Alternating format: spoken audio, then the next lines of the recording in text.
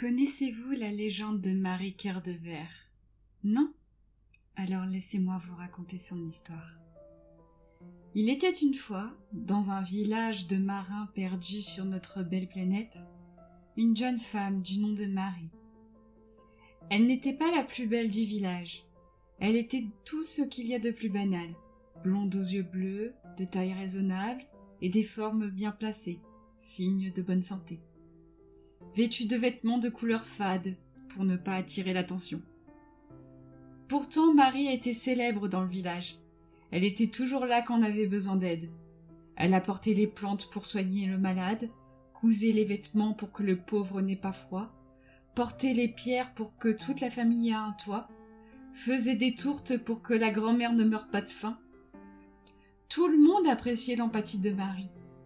Pourtant, personne ne lui rendait l'appareil, car Marie avait un comportement étrange. Lorsqu'il n'y avait rien à faire, Marie se rendait au bord de la mer et fouillait le sable pendant des heures. Lorsqu'elle trouvait ce qu'elle cherchait, elle faisait une danse de la joie et rentrait en courant chez elle. Ce n'était pas méchant, et ça aurait pu être normal, si c'était un enfant. Or, elle était une femme prête à marier, et ce comportement enfantin rebutait les hommes tentés de l'épouser. Et puis un jour, on ne vit pas Marie. Les plus aigris du village ne s'inquiétèrent pas. L'hiver s'était installé, et il était possible que Marie préfère la chaleur de son foyer que ses balades sur la plage. Mais ceux qui s'étaient attachés à cette jeune fille, malgré son comportement enfantin, eurent un mauvais pressentiment. Et en effet, ils eurent raison de s'inquiéter. Au bout du 3e jour d'absence de Marie, son père se rendit au cœur du village et supplia les habitants de lui venir en aide. Marie était tombée atrocement malade. Elle était au point où la fièvre l'avait clouée au lit et la toux l'empêchait de se nourrir. On fit venir un médecin, mais son verdict n'annonçait rien de bon. Si Marie n'était pas remise d'ici quelques jours, sa vie s'arrêterait là. Alors, certains habitants se mirent au travail. Le malade guéri lui prodigua les soins. Le pauvre devenu riche lui cousit une couverture. La famille nouvellement installée la divertissait avec des jeux et des histoires. Et la grand-mère repue lui prépara le porridge. Malheureusement, cela ne guérit pas Marie, et la mort se mit en chemin. Avant que celle-ci n'arrive, Marie demanda une dernière faveur à son père.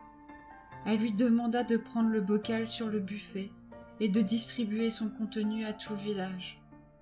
Le père ne posa pas de questions et s'exécuta une fois que Marie eut fermé les yeux. Le bocal contenait des morceaux de verre de mer en forme de cœur. C'était là la réponse au mystère de Marie. Voilà ce qu'elle ramassait sur la plage. Elle les offrait à son père pour combler l'absence d'amour d'une compagne et d'une mère. Et cela fonctionnait.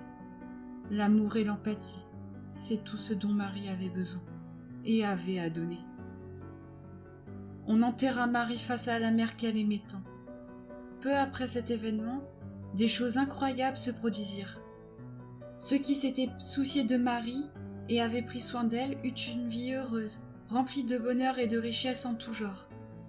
Leur cœur de ver de mer était resté intact. Ceux qui en avaient eu cure, en revanche, devinrent fous, les pleurs et la souffrance de Marie résonnant dans leur tête en continu.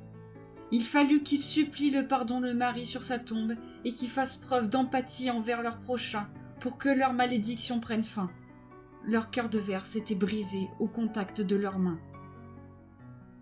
Donc si un jour vous vous baladez sur une plage et que vous trouvez un morceau de verre de mer en forme de cœur, offrez-le à la personne que vous chérissez le plus. Si le cœur reste intact, son amour pour vous est réciproque, et vous vivrez une vie remplie de bonheur et de chance. Si en revanche il se brise, éloignez cette personne de votre vie.